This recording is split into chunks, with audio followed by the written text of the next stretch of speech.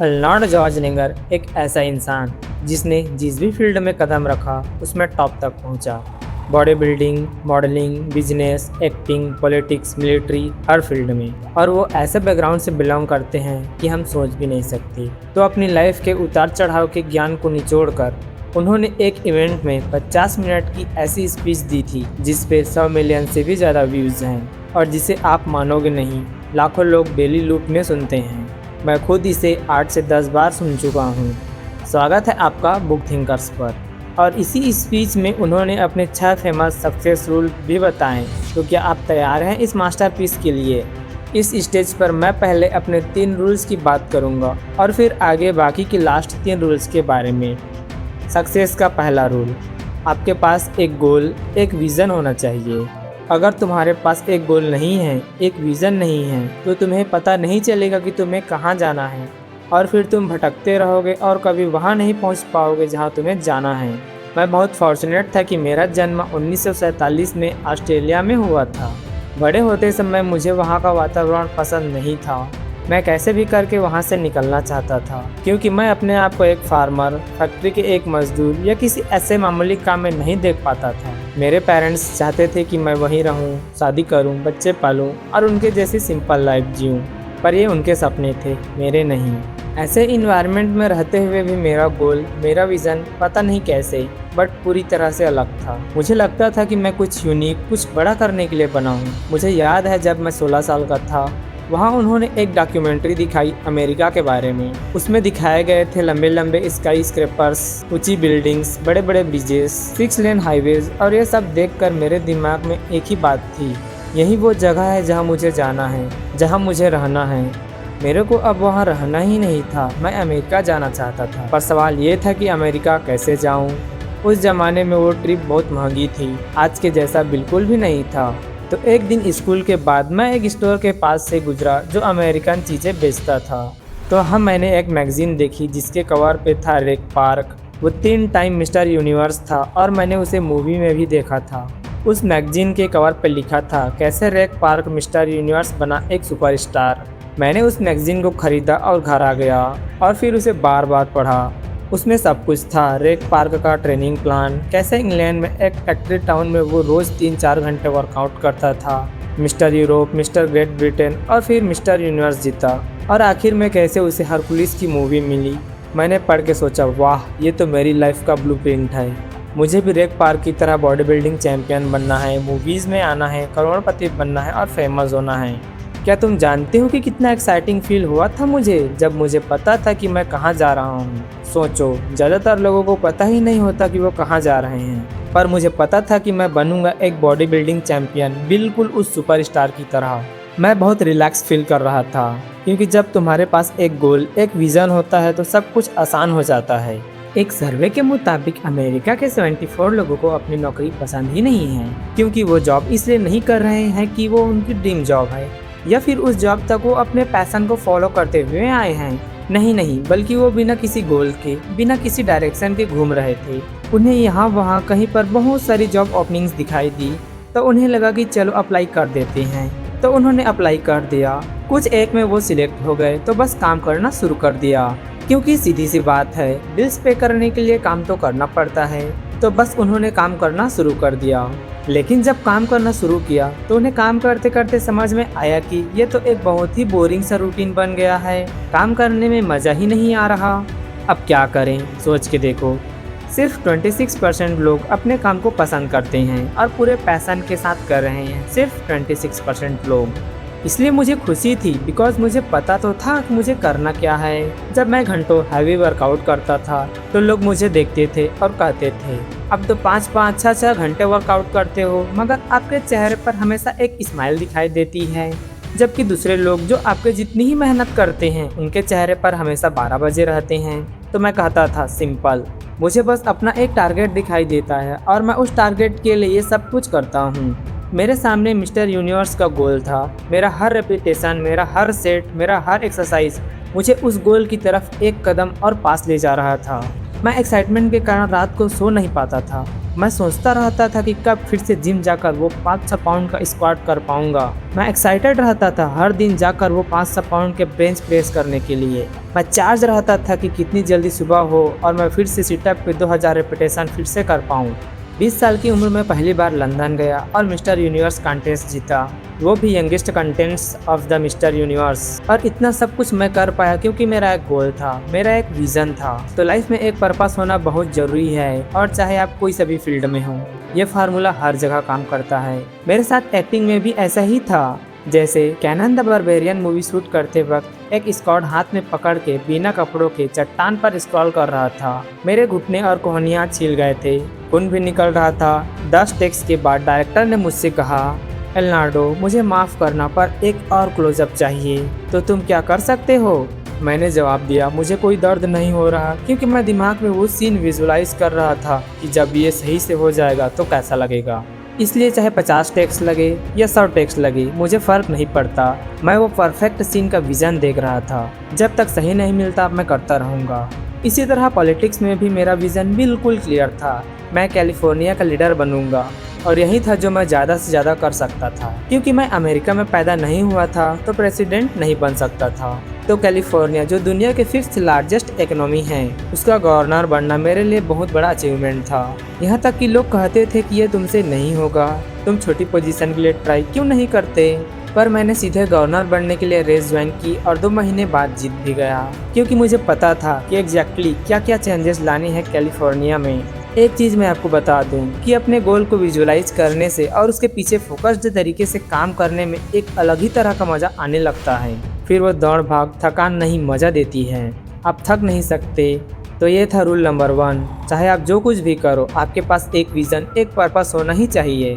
Success का दूसरा rule, pessimist लोगों की मत सुनो। जब मैं अमेरिका जाने और बॉडी बिल्डिंग चैंपियन बनने की बात करता था तो मेरे माता पिता और सब लोग कहते थे ये इम्पॉसिबल है, पैसा कहाँ है, बिना पैसे के वहाँ जाके करेगा क्या, अमेरिका में कोई तेरा वेट नहीं करेगा, वहाँ पहले से ही बड़े बड़े बॉडी बिल्डर्स हैं। पर मैंने प्रूव किया कि ये हो सकता है, क्योंकि लोग इम्पॉसिबल बोलते थे और मैं सुनता था पॉसिबल, क्योंकि मैं जानता था, जैसे नेल्सन मंडेला ने कहा था, सब कुछ इम्पॉसिबल लगता है जब तक कोई करके ना दिखाए। तो मैंने सोचा मैं ही वो कोई बनूंगा। पहले कभी नहीं हुआ, ठीक है मैं तो करूंगा। लोगों के नो को मैंने यह समझा। और बॉडी बिल्डिंग के बाद जब मैंने मूवीज ज्वाइन करने की कोशिश की तब भी यही सेम चीज़ बोली गई। जब मैंने एक बॉलीवुड एजेंट को बोला कि भाई मैं मूवीज में आना चाहता हूँ, तो उसने कहा क्या मजाक है यार एल्नार्डो।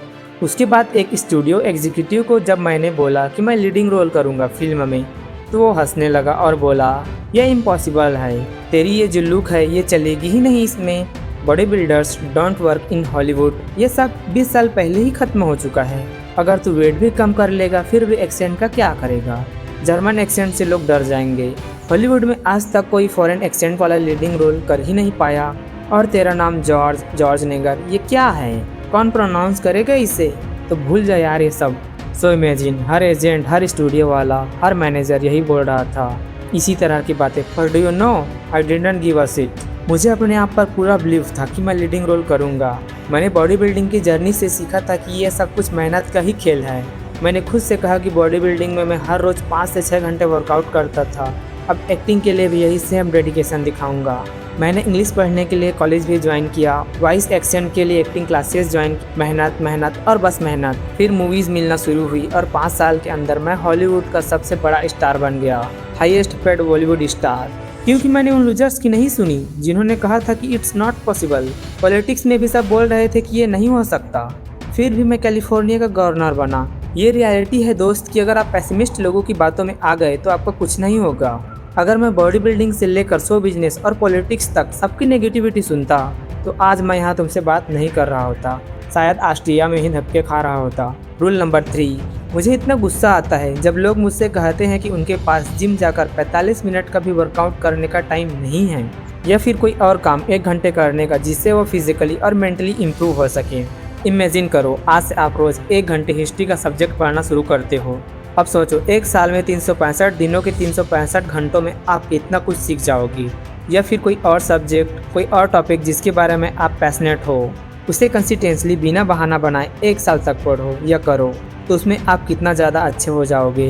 इमेजिन करो कि कोई बिजनेस जो तुम डेवलप करना चाहते हो, रोज़ अगर उस पर 1 घंटा भी काम करते हो तो 1 साल में वो कितना बड़ा बन सकता है, कितना कुछ आप उसमें हासिल कर सकते हो और वो तुम्हें कितना दूर ले जा सकता है, आप उसके बारे में सोच भी नहीं सकते। और इसलिए ये चीज़ मुझे बहुत गुस्सा दिलाती है कि 24 घंटे एक दिन में होते हुए भी लोग कहते हैं कि उनके पास वक्त नहीं है। अगर 8 घंटे आप सोते हो, 8 घंटे आप जॉब करते हो, तो 8 घंटे फिर भी बचते हैं। हो सकता है 2 घंटे आप ट्रैवल करते हो, उसके बाद भी 6 घंटे आपके पास बचते हैं। तो क्या करते हो उस टाइम का? मे भी उस टाइम में लोगों से मिलते हो, खाना खाते हो, एंटरटेनमेंट या कुछ ऐसा करते हो। मगर तुम्हें ये क्लियर समझ में आ रहा होगा कि कितना सारा टाइम फिर भी बच के आता है। अगर हम ये सारा टाइम ऐड करके देखें, अपने काम को ऑर्गेनाइज करके देखो, तो कितना सारा टाइम 1 साल में तुम्हारे पास निकल कर आता है। जब मैं अमेरिका आया था तो मैं कॉलेज जाता था, दिन में 5 घंटे वर्कआउट करता था। मैंने कंस्ट्रक्शन में भी काम किया है, क्योंकि उस वक्त बॉडी बिल्डिंग में पैसा नहीं था। मेरे पास फूड सप्लीमेंट और इक्विपमेंट खरीदने के लिए भी पैसे नहीं होते थे। तो मैं कॉलेज भी जाता था, जिम भी करता था और काम भी करता था और हफ्ते में 4 दिन नाइट में 8 से 12 घंटे तक एक्टिंग क्लासेस भी लेता था। और इतना सब कुछ करने के बावजूद भी मैंने 1 मिनट के लिए भी खाली टाइम निकाल कर रिलैक्स करने का बहाना नहीं बनाया। 1 मिनट भी मैंने वेस्ट नहीं किया और यही कारण है कि आज मैं यहाँ खड़ा हूँ। मोहम्मद अली, उनको मैंने अपनी आंखों से जिम में रगड़ रगड़ के मेहनत करते हुए देखा है। एक बार की बात है कि एक स्पोर्ट रिपोर्टर ने उनको जिम में सिटअप करते हुए देखा, तो पूछा कि वो रूटीन में कितना सेटअप्स कर लेते हैं। मोहम्मद अली ने बड़े कमाल का जवाब दिया कि वो काउंटिंग तभी स्टार्ट करते हैं जब बॉडी पेन करने लगती है। इसको बोलते हैं हार्डवर्क। हार्डवर्क से कोई नहीं बच सकता अगर वो लाइफ में कुछ करना चाहता हो। कोई फर्क नहीं पड़ता कि तुम कितने बड़े बाप की औलाद हो, रगड़ के मेहनत करो। कोई मैजिकल पिल नहीं है जिसे तुम खा लोगे। ये कोई सक्सेस का मंत्र नहीं है जिसका तुम जाप कर लोगे तो जा कर के तुम सक्सेसफुल हो जाओगे। दुनिया में कोई शॉर्टकट नहीं है, कोई मैजिक नाम की चीज़ नहीं है। वर्क वर्क और वर्क एक ही तरीका है। रूल नंबर 4, मुझे प्लान बी से नफरत है और मैं बताता हूँ कि ऐसा क्यों है। क्योंकि हमारे पास काम करने वाले कम और डाउट करने वाले ज़्यादा हैं। हमारे आसपास ऐसे बहुत से लोग हैं जो कहते हैं no you can't do it, ये करना इम्पॉसिबल है। ऐसे डाउट करने वाले और हमारे कॉन्फिडेंस को तोड़ने वाले लोग हमारी लाइफ में हर स्टेज पर मिलते हैं। इसमें कोई प्रॉब्लम नहीं है, लेकिन प्रॉब्लम तब आती है जब आप खुद पर डाउट करने लग जाते हैं और हमें प्लान बी की ज़रूरत फील होने लगती है। सेल्फ डाउट सबसे डेंजरस चीज़ है, क्योंकि अब तुम कह रहे हो कि अगर मेरा प्लान ए काम नहीं करेगा तो मेरे पास बैकअप में प्लान बी होना चाहिए, और ये मेरे पास है भी। यानी जैसे ही तुमने प्लान बी के बारे में सोचना शुरू किया, आपकी एनर्जी, आपका पूरा अटेंशन डाइवर्ट हो गया किस तरफ? प्लान ए से प्लान बी की तरफ। अगर तुम प्लान ए को करते हुए या प्लान ए से पहले प्लान बी के बारे में सोचते हो, तो उसका मतलब ये है कि आपने प्लान ए को 100% दिया ही नहीं। जब 100% दिया ही नहीं तो फेल तो होगा ही ना। और एक और बात सीख लो, और हम जब बिना सेफ्टी नेट के खेलते हैं तो हम ज़्यादा अच्छे परफॉर्म कर पाते हैं। एक प्रोडक्टिव प्रेशर होता है हम पर, जो हमें अपना 100% देने पर मजबूर करता है। तो अगर तुम्हारे पास प्लान बी है तो खुश मत हो कि वाह मेरे पास तो प्लान बी है, अगर प्लान ए फेल हो गया तो मैं सेफ हूँ। ये कोई अच्छी बात नहीं है। नफरत है मुझे ऐसे एटीट्यूड से। इस तरह काम करने से आपका प्लान बी फिर से प्लान ए बन जाएगा, जो कि फेल हो जाएगा। मेरी खुद की लाइफ में भी कोई प्लान बी नहीं था।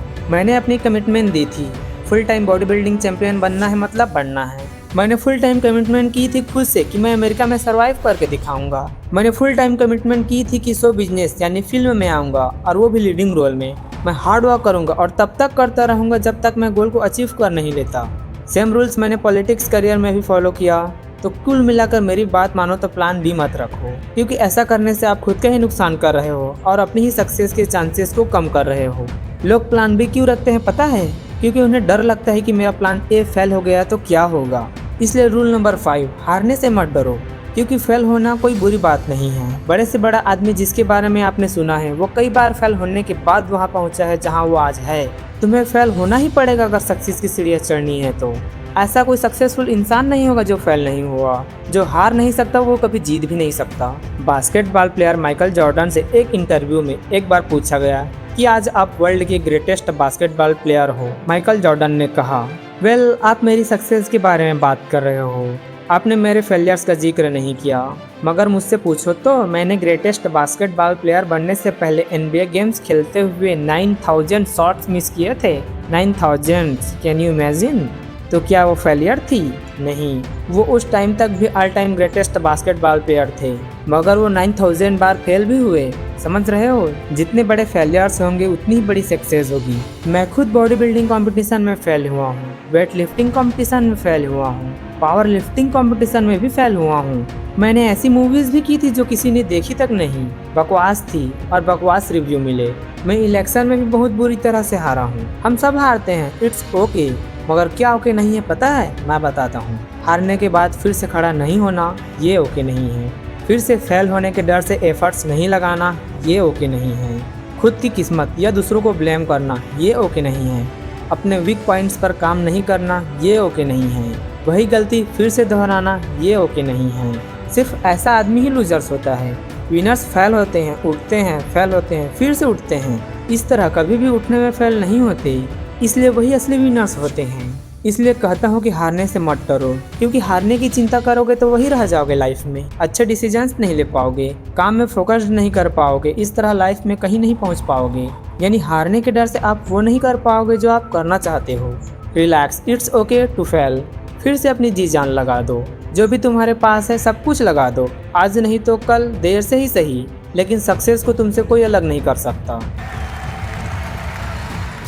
और छठा नियम ये है कि सब करने के दौरान या इसके बाद जब आप कामयाब हो जाओ, जब आपके पास वो सब कुछ है जो आपने चाहा था, तो ज़रूरतमंदों और सोसाइटी को वापस लौटाना है, गिव बैक। किसी भी तरह से कंट्रीब्यूट करना समाज में, क्योंकि ये भी सक्सेस का इम्पॉर्टेंट रूल है जो आपको अंदर से और सक्सेसफुल फील कराती है। तो आज के लिए बस इतना ही, धन्यवाद।